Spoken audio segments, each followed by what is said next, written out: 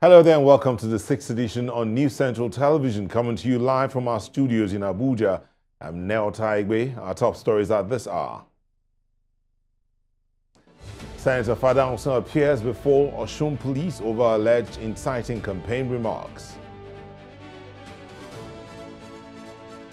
World marks International Youth Day as calls grow for greater opportunities for young people.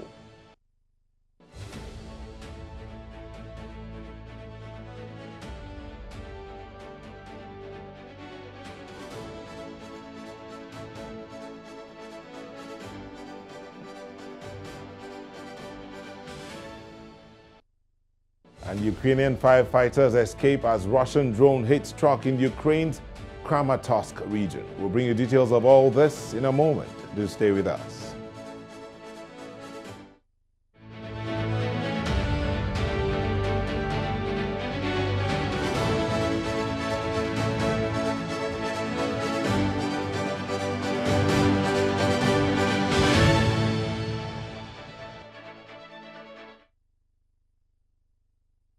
We begin in Osun State, where Senator Francis Fada Osun has reported to the police over alleged inflammatory comments made during an APC campaign. The Osun East senator appeared at the police headquarters in Osogbo on Wednesday to respond to a viral campaign video. He was allegedly heard in Yoruba calling for Accord Party supporters to be killed. The police described the remarks as threatening and inciting. But Fada Osun's team says the comment was metaphorical, implying that he was urging APC supporters to defeat the Accord Party at the polls.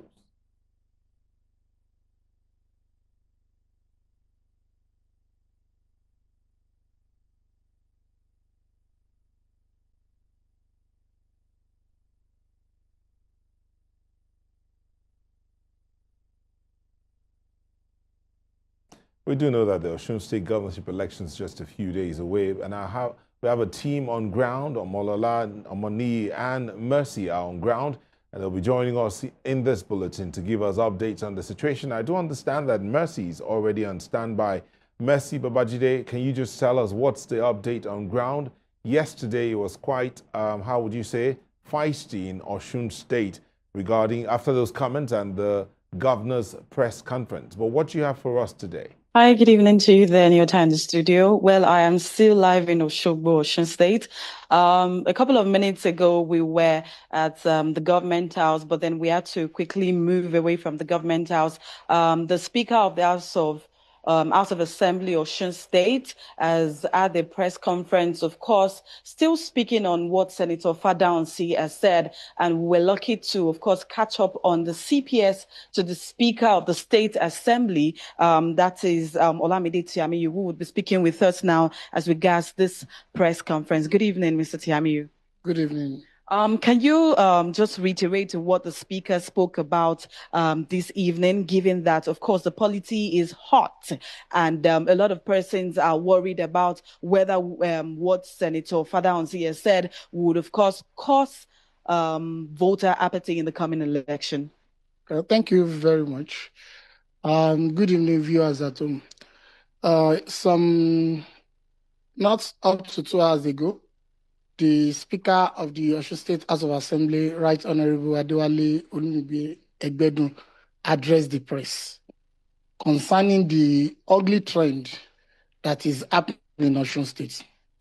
And the reason is not far-fetched. I'm sure you have seen the video of one Eniade, who is the APC candidate from Ifelodun Boripe and Odoti Federal Constituency, where he particularly mentioned the name of the speaker and threatened him and even other members that are opposition to his party, that they should not come out. If they come out, they will be killed.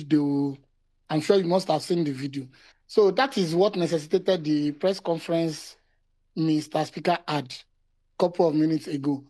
Because in his press conference, he made reference to the trend. You know, it was Senator Fada Osun in the morning who threatened to kill anybody that does not, and now he make reference to it that it does not even start with Senator Fada Osun. Honorable Sanyomirin, the member representing Ijesha South, has been caught where he was actually threatening people in that place. Same as Honorable Wole Oke, who is representing Ijesha North. So, and those outbursts has made the Ijesha zone entirely a kind of a hotbed for violence. So now, for Eniade to now be saying that here at the central, that is why Mr. Speaker had to speak as the elected representative of the people, that trend that they want to shift from Ijesha to this place will not be acceptable and be condoned by the people. And he made it known to the journalists present that he has already submitted a formal petition against the Eniade to the IGP, why he called the IGP to swiftly arrest the situation by arresting Eniade, because, I don't think there is a lot of investigation to be done. It is a video evidence and it is being seen by everybody.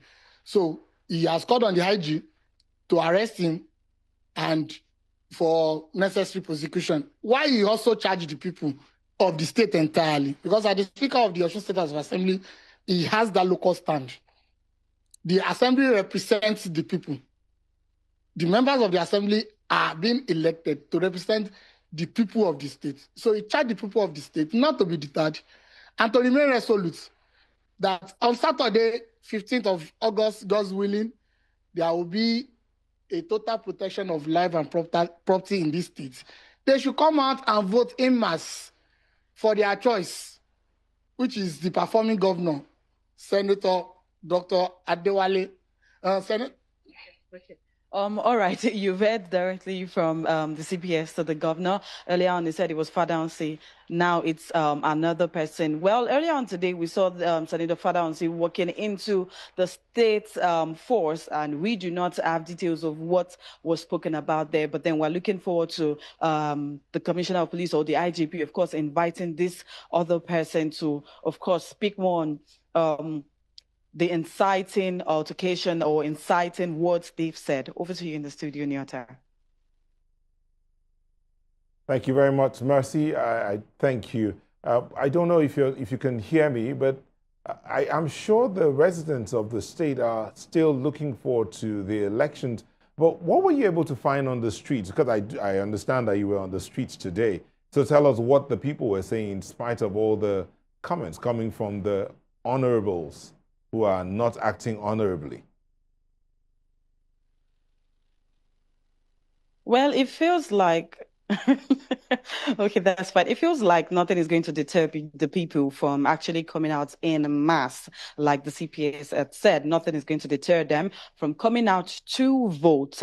Most of the people are saying so far the governor, that is Governor Ademola Adeleke, has assured them that they would be secured. They are willing to go to the bank with that said word. So most of them have said they are willing to actually go out to vote. Well, that's from Oshogbo perspective. Maybe sometime tomorrow we'll be willing to move to other towns in Oshogbo, rather in Osun State. All right, thank you very much. Mercy Babajide, do stay safe. We'll look forward to, and first, thank you for your reportage. We look forward to hearing from you again. Well, the Speaker of Osun State House of Assembly, Adewale Olumide Egbedun, has raised concerns over alleged threat, voter intimidation, and the risk of electoral violence ahead of Saturday's governorship elections. You heard his special assistant speaking to Mercy earlier. Addressing a press conference, Egbedun alleged that threats have been made against political opponents and voters, particularly in Ifelodun, Boribe, and Odoltin federal constituency. He specifically cited a video allegedly featuring APC House of Representatives candidate Francis Eniade, in which he says his name was mentioned alongside threats against him and other eligible voters. Egbedun has called on the Inspector General of Police, Tunji Desu, to order an investigation, saying his lawyers have already submitted a formal petition. He urged security agencies to act before threats escalate into violence, while calling on Osun residents to remain peaceful and exercise their constitutional right to vote without fear.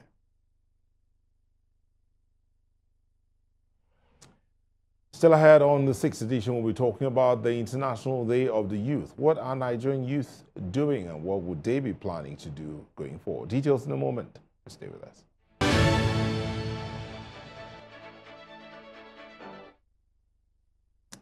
Welcome back.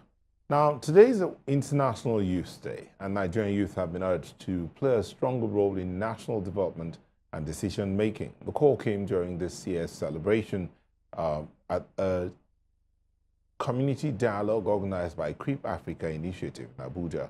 Stakeholders said the young people should have a greater voice in governance and community development, not just be consulted for key decisions when key decisions are to be made. They also stressed the need for more opportunities for youth participation in public affairs. Today is also particularly a significant day because we are joining communities and organizations around the world to commemorate the International Youth Day 2026. At Creep Africa Initiative, we believe that young people should not only be spoken about as the leaders of tomorrow, but we should also be active participators, active contributors in the development of today.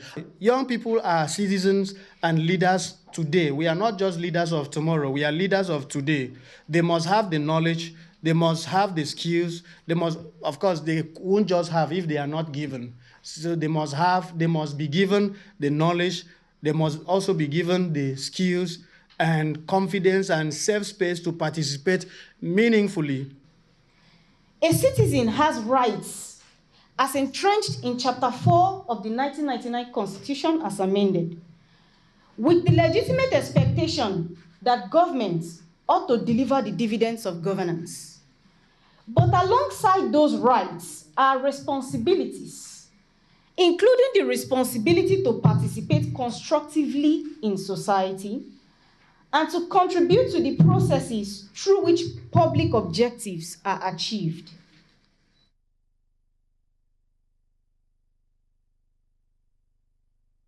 Now, Amnesty International has urged Nigerian youth not to allow intimidation and harassment to discourage them from expressing themselves and from demanding accountability and transparency from public and private institutions. The call was made at a colloquium on civic rights to commemorate this year's International Youth Day, aimed at promoting the rights of young people.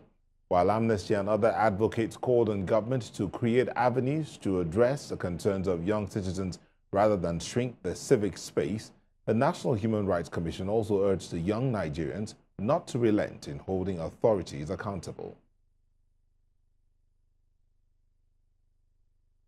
The freedom fighters fought, and today we're enjoying what we call democracy across different parts of the world. Had they not fought, had they not sacrificed, we wouldn't be where we are.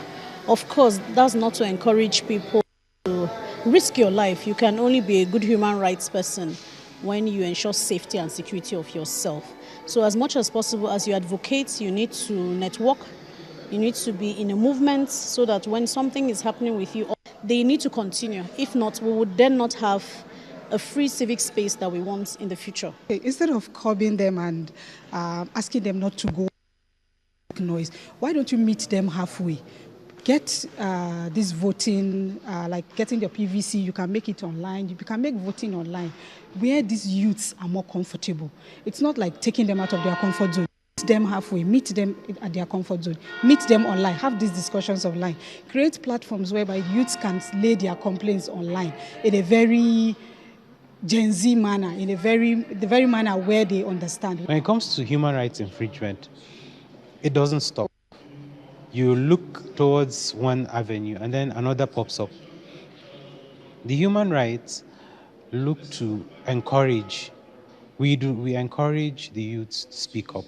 The civic space might be shrinking, but moving backwards is letting those parties that actually help shrink it in the first place have their heyday.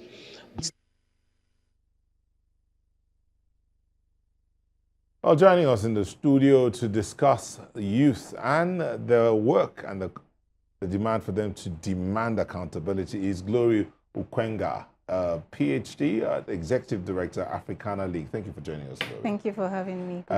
Well, today's International Youth Day, right? Yes. Congratulations. Thank you. To us, the youth. That's right. We welcome you. We're still accommodating. Okay, I like that. But let's look at this. I mean, yes, we're celebrating the International Youth Day, but there are those who are concerned that the Nigerian youth hasn't really shown that he's capable of taking his place and leading. Do you agree with that? Well, it depends on the situation, but truly, we really have to make the difference between capacity and access. Nigerian young people have the capacity to lead. The challenge is access to spaces of governance. When we look at our democracy, for instance, political parties are the nucleus of that system. How easy is it for the average young person to access the space to emerge as candidates for elections? Starting from the question of nomination forms to the questions of godfatherism and the sit-tight leaders that we have, to the questions of economic dependence and the alienation that comes with a minimum wage that is just about 70,000. I mean, given the realities of today, that under this modernization, rising costs, inflations, and all of that, young persons have to grapple with. So the questions of social expectations, it's really not easy. So there is really no functional system of enablement. And in fact, the average young person in Nigeria has to be congratulated for the efforts that they put in, which appears to be what many older generation would think are distractions, but it's really young people finding their alternative means to express themselves on social media, to make money, to survive, to adapt, and still find a voice to express themselves. Okay, I hear you here, but I just want to clarify. You've talked about the Nigerian young people with capacity, but no room or no access to governance spaces. You know, then there will be that argument, do they need access to governance spaces, or they can start from where they are to push forward, come together, galvanize the, galvanize the needed momentum and mass to move forward? Well, I can tell you one thing. Mobilization is not easy. It does take a lot of time. It does take a lot of resources. Some of us in this space are actually doing quite a lot with regards to that mobilization. We have communities with civic leadership clubs being established, where these young people are being brought together to learn about politics, to engage. And it's not just Africana League, for instance. There are many civil society organizations that are engaging on this process. But when I say access, it is because there's the imperative also of the legal systems to actually make room. That does not excuse the responsibility of young people. And that's why we continue to do what we do. Because at the end of the day, it really, the onus boils down to us to be able to initiate, to be able to take up the challenge of what we call artisans. People who don't just sit down somewhere to complain about the problems, but who ask questions and take the next right step, you know, towards problem solving. So we're working on that. It's really not an easy process. And like I said, we really do have to congratulate young people like myself, you know, who are doing quite a lot. You need to sit down to hear some of these challenges. It's not easy. We're talking politics, okay? And in the politics as we currently have with our expensive democracy, you need resources, you need visibility, you need people to know what you're doing. You need to have access to networks. Young people don't have that. The average, I mean, we're still contesting, for instance, the question of the National Youth Policy, whether the age for youth definition should be 24, as it is with United Nations, or 35, as obtains with the African Union. All of this is putting in terms the consideration that the average African youth, and then in our own peculiar case, Nigerian youth, is a late starter given the challenges of resources, the extra motivation they would need to, you know, to access education, to access a lot of things. I was giving an example at a program, I was a keynote speaker, you showed it earlier, just recently. I had to stay back 3 years, no admission, but with good JAMB scores, for no reason that could be explained to me as a citizen. What does that do? It alienates. And it means that I have to walk through depression. I have to walk through my psychosocial composure. I have to walk through grieving the years. In fact, the course of study that I eventually chose was different from my own original aspirations because I felt I had lost time. So a lot of young people have to grapple with these things. And at the time that they are grappling with these things, they even lack vocabularies to express what these challenges are. So we really have to be understanding and empathetic to that reality. Why not absolving or excusing the responsibility to do something about our situation? Okay, you know what? We'll just go on a quick break. I was going to ask you about the youth and the young people and the 2027 elections. Right. But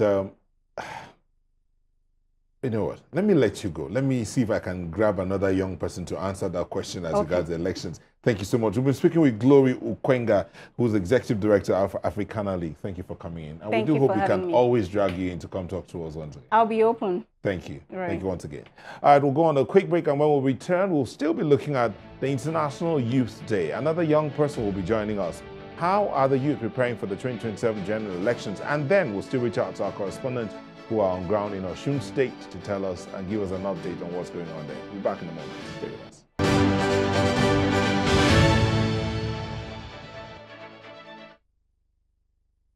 Welcome back. Now, we're still keeping tabs on the situation in Osun State and the preparations or countdown towards the 2027 general elections. But while we're doing that, well, let's look at other matters. Stakeholders from labor unions, civil society organizations, and the media are calling for the enactment of a legislation to protect whistleblowers.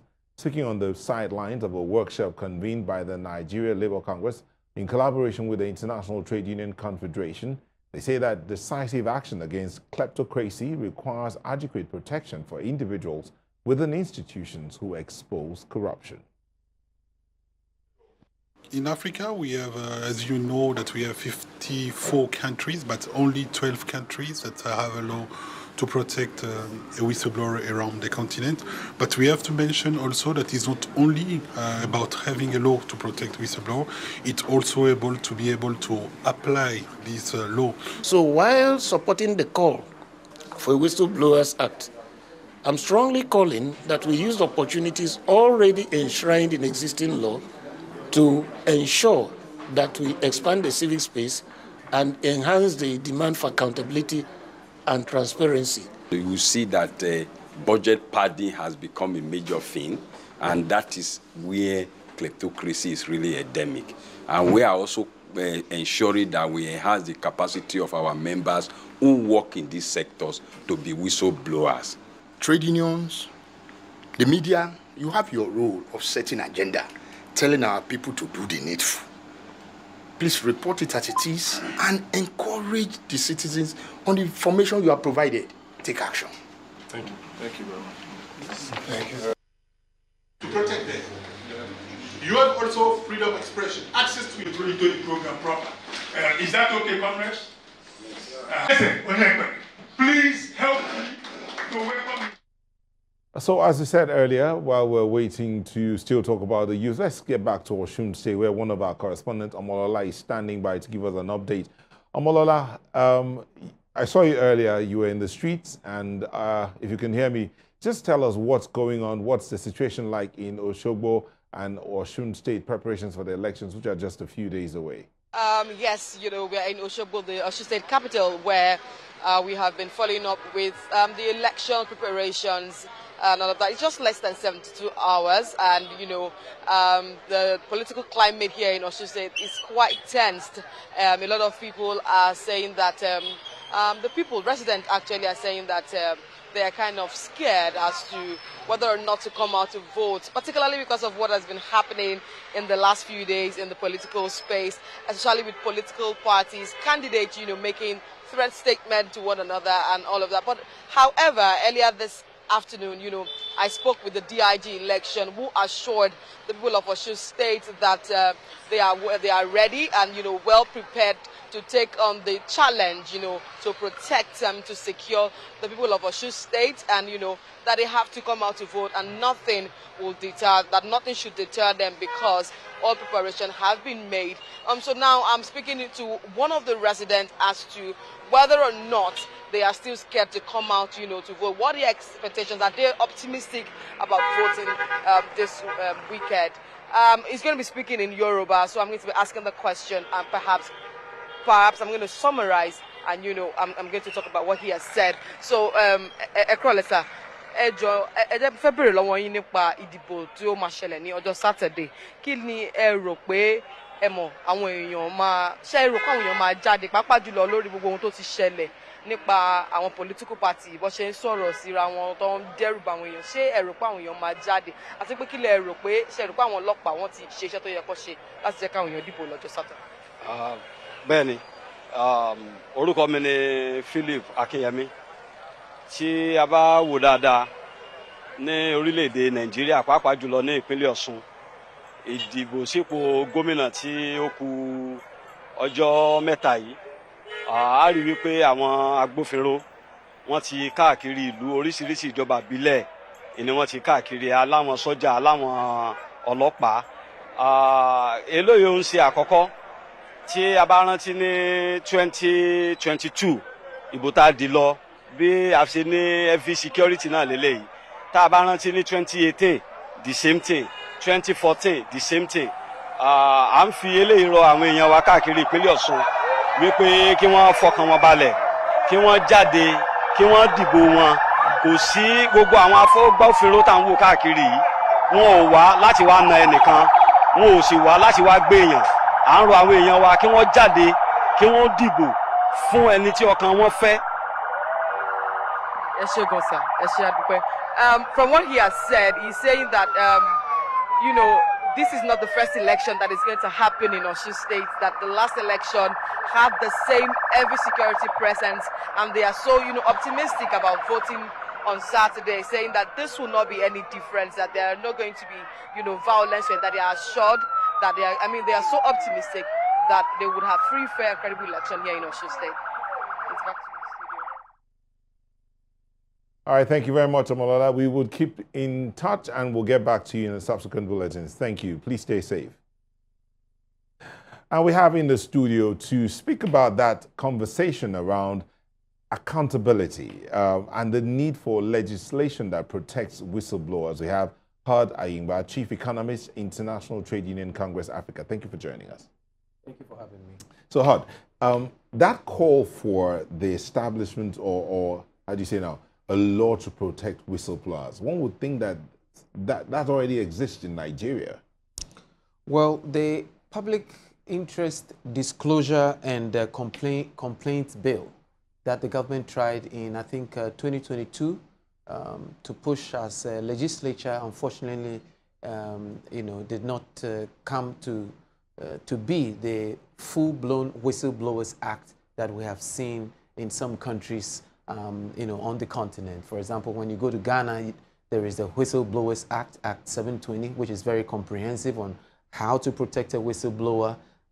You know, what are the channels to which a whistleblower can blow the whistle, and what is the system, you know, that the government and the policies around it can use to make sure that the whistleblower is safe and is safeguarded. Unfortunately, in the country, we don't see that, and that is why organized labor, you know, and progressive civil society and other, you know, stakeholders are pushing for this whistleblower act, you know, to be legislated, because you see, where you have situations of grand corruption, of kleptocracy, of embezzlement of public funds, if you do not have this act to protect the media or persons who have information around, you know, how these monies were stolen, it becomes a big problem for not just the state, but for workers.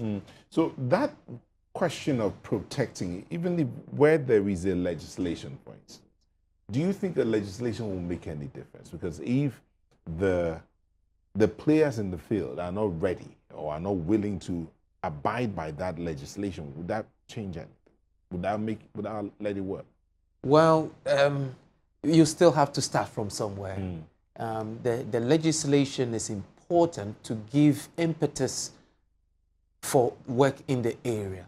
We are governed by rule of law, and without legislature on this, you don't have even a starting point, and that is where we are, unfortunately. So there is something we do in New Central. We talk to Nigerians, and we give Nigerians avenue for them to air their views, to speak about, or to ask their questions. So I have a question here from, I want to get that name now, Fadi,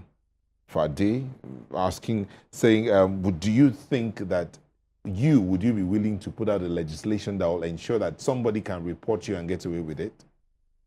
Yes, that is the check and balances that we need in the system. Sometimes, when you don't have the legislation, when there is no bill passed in Parliament, there is no rule, it makes the system a bit lax, and therefore people just get away with things. Let me give you an example. You walk into a room, there is no one there, and there is an iPhone on the table. It's been there for 3 days. Nobody is picking it up. If there are no rules governing how people should behave in an area, research tells us that they begin to behave in a very funny way. But Nigeria has enough rules, and some will argue, tell you that there are enough laws in Nigeria to protect any and everybody. The Constitution as is, if implemented to the letter. So what is the issue with our Constitution or our laws that we still need more laws to protect anybody? Yeah, I mean, the Constitution is the bedrock for any democratic society, such as what we have in Nigeria. But then you need, specific laws, entrenched to protect what has already been given as the base. And therefore, it is important to have this kind of law. The Constitution is the mother of all, rules. But then you still need. Let me just clarify here. That question was born from the fact that I'll give you an example. We have, for instance, the Nigeria Police. From the Nigeria Police, the EFCC was pulled out, the ICPC was pulled out. We still have the NFIU, and all of them. A lot of these activities that they are all doing, in fact, almost their core functions, are actually embedded in the Nigeria Police. So, is that not, how do you say now, duplication of functions? Because we also have the traffic police and we have road safety. And then we have each state having their own traffic management organization, despite the fact that the traffic police or Department of the Nigeria Police is still there. Yeah, I mean, that is true. It happens a lot with government agencies when everybody is trying to protect their territory, and then there's a kind of a duplication of efforts. You find that a lot, but not about, the law protecting citizens against whistleblowing. First of all, you need institutions to be independent, right? So the institutions that are mandated to combat kleptocracy, to combat illicit financial flows leaving the shores of Nigeria, to combat, grand corruption or even corruption, must have systems in place to protect people who come in to report. It is a standard human rights-based approach, to development, and Nigeria has ratified a number of laws, international treaties and laws, but unfortunately, domesticating them becomes a problem. And apart from just domesticating them and enacting laws to coincide with some of the international laws and treaties that have been ratified, implementation remains a huge gap. It is a problem not just in Nigeria, in most of our African economies, unfortunately. But Nigeria is a unique case. You see, the strength of Nigeria in terms of population, the strength of Nigeria in terms of the GDP, the strength of Nigeria in terms of the education, and the wealth and knowledge of the people is such that if we're able to get Nigeria working, if we're able to get Nigeria right, the spillover effect over other economies on the continent is going to be very positive. Thank you so much. We've been speaking with Hod Ayingba, Chief Economist, International Trade Union Congress, Africa. Thank you for coming in this evening. Thank you for having me. Thank you. So we'll take a moment, and when we return, we'll be looking at how to turn government agenda and policies into measurable outcomes for the most vulnerable in society. We'll bring you details of this in a moment.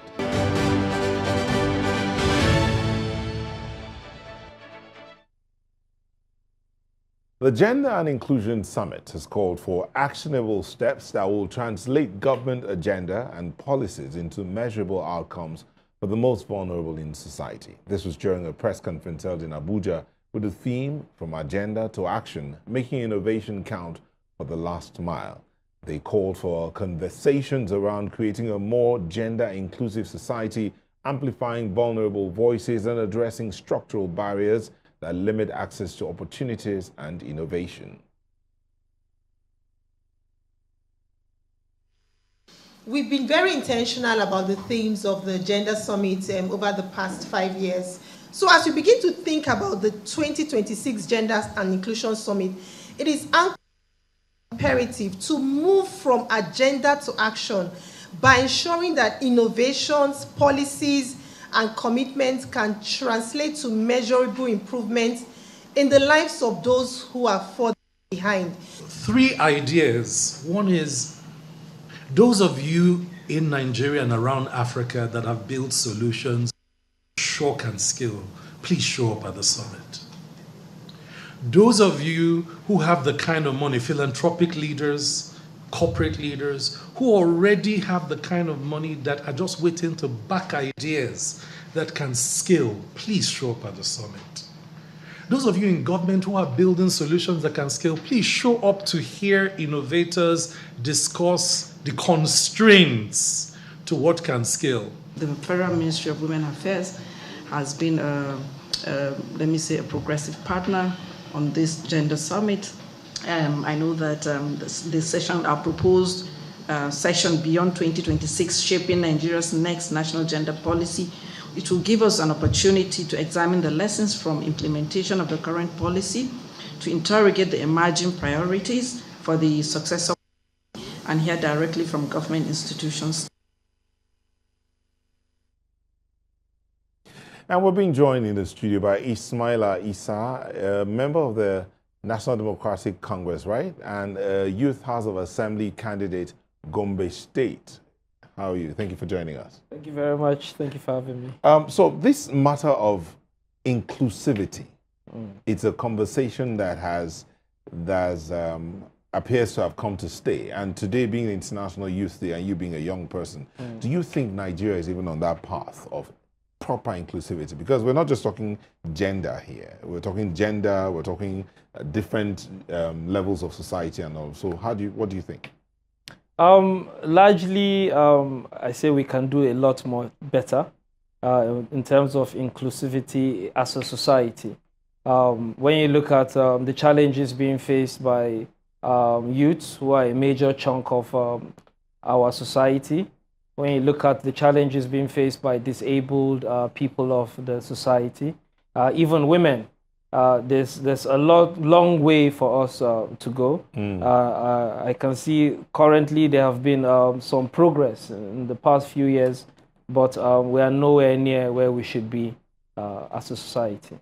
But what do we do? Now, in this summit today, the call was for from words to action. But it's like a rhetorical statement. Asking this question is more or less like a rhetoric for a lot of people, because this conversation, call to action, from words to action, measurable, turning policies and agenda into measurable action steps and all that, is like something that has been a recurring decimal. So let's come back to you, who is seeking to go into government. You're seeking to get in there. Do you think you, as an individual and a young person, can make any difference? Oh, sure. Seeing that the inclusivity is not really there, so you're more or less going to be standing there alone. So how would that change? How would anything change in that kind of situation? I guess first we have to realize that everything can't change at once. It's a gradual process, and that gradual process starts with a step. We as young people, we as the other divide of the diversity range, we need to come in gradually, step by step, and be consistent with it. So as young people, going into parliament by God's grace, in my own local state, we have to actually fight for these vulnerable people in society, and understanding that that's why they are vulnerable. They can't fight for themselves, and that's part of our duty at parliament level to deliver this governance. So I think as young people, the new young people of Nigeria, we are very intentional about things like this. We are very knowledgeable about it. So it's something where we need to put our ideas into actions, and those actions can only be done step by step. All right, thank you so much. We're speaking to Ismaila Isa, who is a member of the NDC and candidate for the Gombe State House of Assembly. Thank you. Yeah, we wish you well. Thank you very much. All right.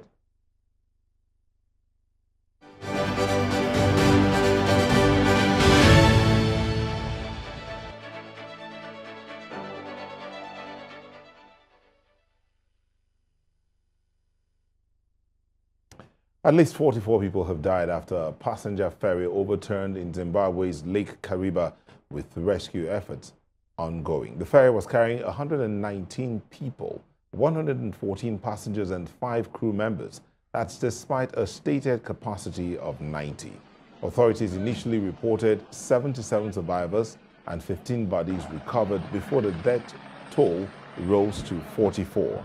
The government has declared a national disaster as search and rescue operations continue.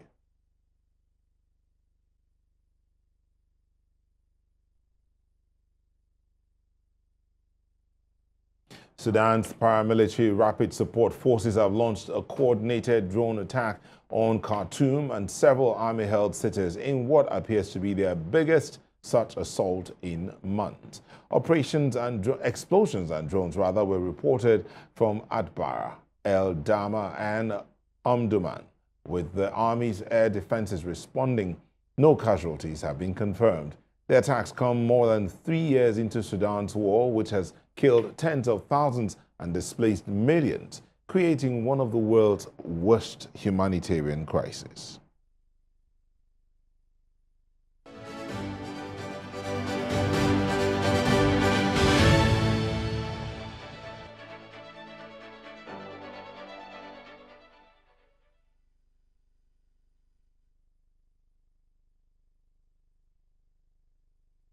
Fighters in Ukraine's Kramatorsk narrowly escaped a drone strike while responding to a fire caused by Russian shelling.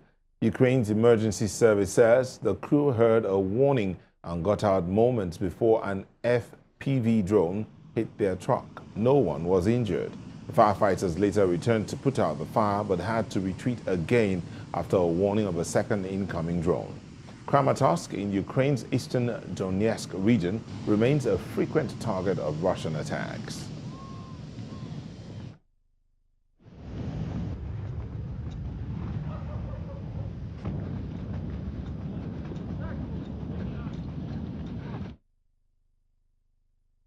Brazilian authorities have called for stronger safety measures from discord after a 13-year-old girl died by suicide following alleged encouragement during a live stream. The Attorney General's office says Discord proposed measures to protect children and teenagers, while 5 teenagers have been arrested over the case. Authorities are seeking age verification and parental controls as President Lula's wife calls for Discord's shutdown. The platform says it is cooperating with investigators.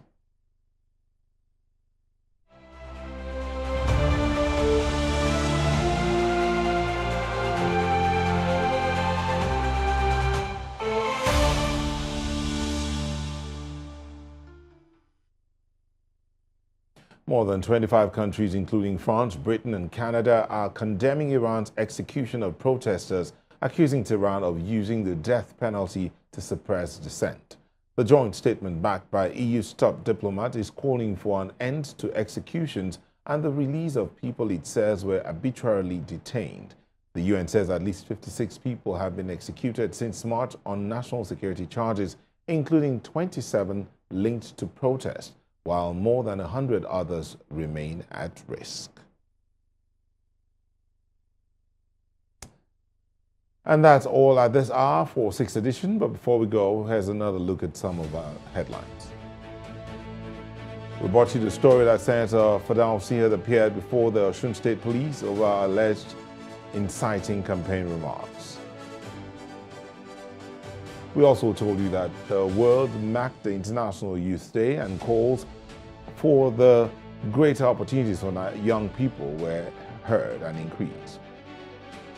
And we told you and brought you news that Ukrainian firefighters escaped a drone attack from Russia that hit trucks in Ukraine's Kramatorsk area. We'd like to hear from you. You may send your comments or eyewitness reports to the WhatsApp number on the screen. Follow us on social media. All of the platforms we are at News Central TV. You can watch News Central live on DSTV, channel 422, GoTV channel 23, Star Times channel 274, Avo TV, and YouTube. Many thanks for watching. I'm Neota Igbe.